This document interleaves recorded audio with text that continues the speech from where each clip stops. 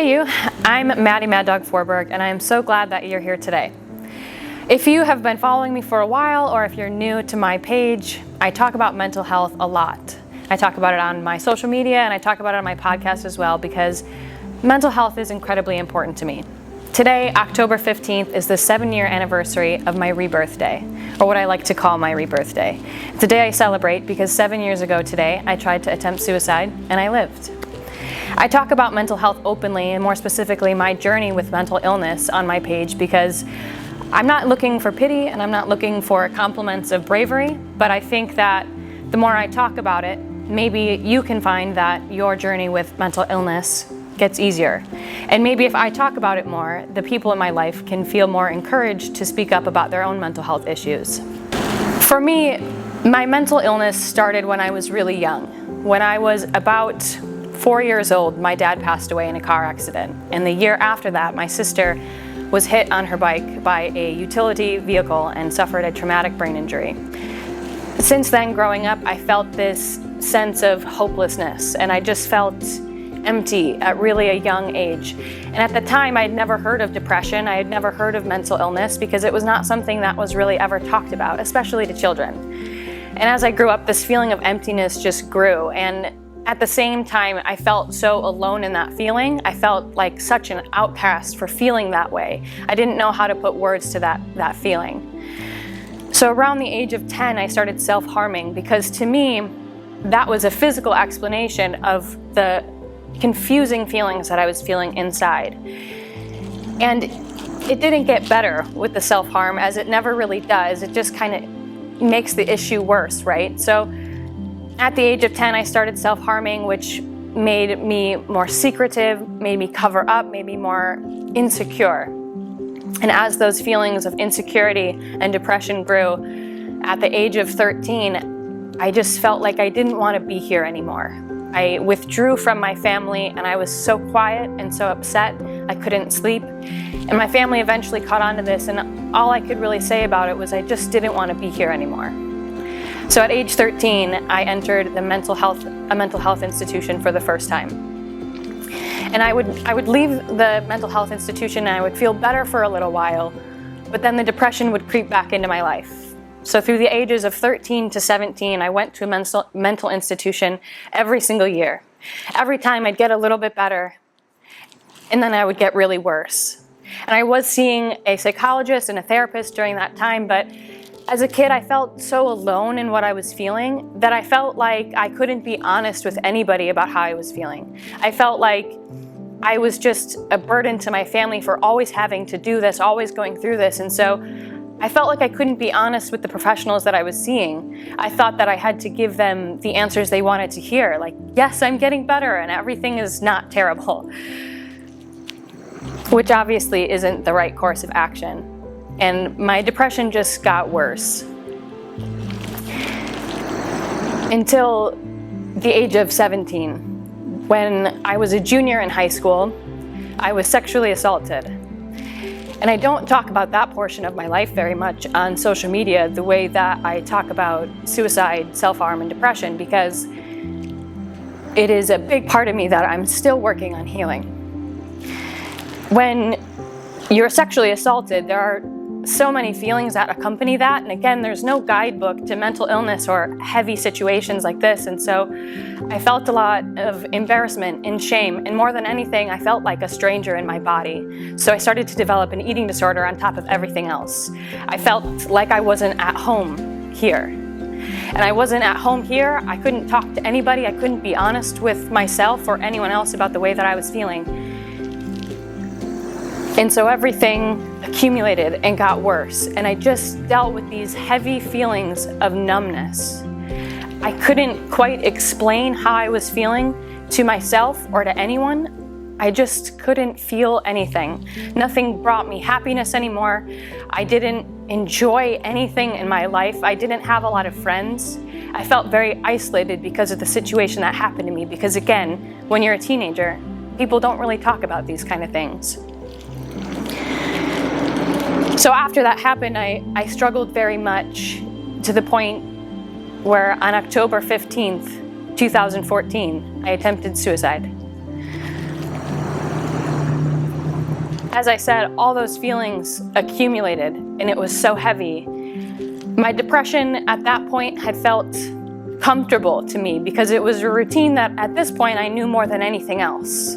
I knew how to get into my feelings. I knew how to be depressed. I didn't know how to be happy. I didn't know that course of action very well. And so when I was lying in the hospital bed after my suicide attempt, I didn't feel this immediate sense of gratitude for being there. I didn't feel a huge shift like some people talk about, but what I did feel was tired and frustrated. I was frustrated that yet again I was here. After all these years and all this time, I was now here. And with that feeling of exhaustion, I told myself, I can't do this anymore. I can't live this way anymore. It's exhausting to me. It's exhausting to my friends and family. I can't continue like this. So what if I just really tried this time? What if I really tried to incorporate the cheesy coping mechanisms that I heard? What if I tried to challenge the negative thoughts in my head? What if I just tried a little bit more to be honest with myself? And change is scary. Healing is frightening because the depression, like I said, does feel like a routine. It feels very comfortable. We know this landscape of depression. What we don't know is the feeling of change. But slowly and surely, I just put one foot in front of the other. And healing is not linear. It is a roller coaster with many highs and lows where you still feel like you're going to throw up at the end of it. But it is worth it because on the other side of healing is the life that you deserve. So slowly, I started to be more honest with myself. And being more honest with myself felt like I gave myself permission to be honest with others. For the first time, I was talking to myself in a true way about how I was feeling, my thoughts, challenging the negative self-talk and asking where that came from. And with that honesty, I was able to be honest with people in my life. I was able to talk with my family about how I truly was feeling. I was able to open up to a therapist. I never saw a future for myself as a kid. When you ask a child what they think they're going to be when they grow up, I didn't really have any of those aspirations because after the age of 18, in my head was just a blank screen. I just didn't see that as being an option for me.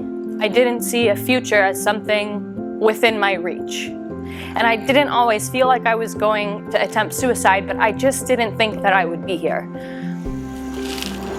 So on this journey of healing, this attempt to change, giving it the college try, I submitted an application to my college in Illinois.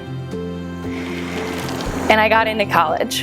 And at that time, I also took my sexual assault case to court. And so I sit here on my 7th year anniversary with my college degree in nursing. I have competed in my sport for the USA team. I am wildly in love with a Welshman. And as of last month, my sexual assault case has been closed and finished, and I can finally start putting that behind me, closing that chapter of my life and moving forward into healing again. Again, I say all this not as a brag and not as a look at me, but from everything that I have gone through, I'm hoping that maybe you can listen to my story and maybe you can relate to certain parts of it and know that there's hope for you. Know that you're worth it, that there is a future out there. Even if you're like me and you can't picture one, you don't have to have it figured out. You just have to know that it's there for you. After this rebirth day, after changing my life and moving forward out of this depression, of course there are still moments where I feel that darkness, where I feel myself slipping a little bit. But I still take that step forward and I really appreciate the moments of gratitude in my life. I know that sounds really cheesy, but The other day on a drive back from Illinois to Pennsylvania, we were driving around the mountains. It was raining a little bit. All the trees were red, yellow, orange, crazy fall colors. And in the rain, there was a double rainbow. And in that moment, I just felt like, man, I'm alive to see this. And I've had so many of those moments since then that, yes, change is scary and heavy and lonely and hard, but there's going to be a lot of moments for you where you're like, man, at least I'm here to see this. And I really hope you have those moments. I just want to say thank you for listening to my story, and I just want to emphasize how much you deserve to be here, how much you deserve recovery and healing and good things to happen to you. You're not alone in what you're feeling and what you're going through. And there's hope.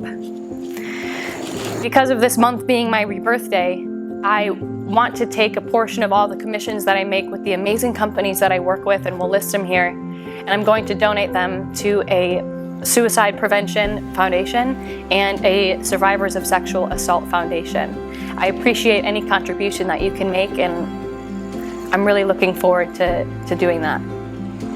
Thank you so much for listening to my story. Thank you for celebrating my rebirth day with me. Be kind, stay alive.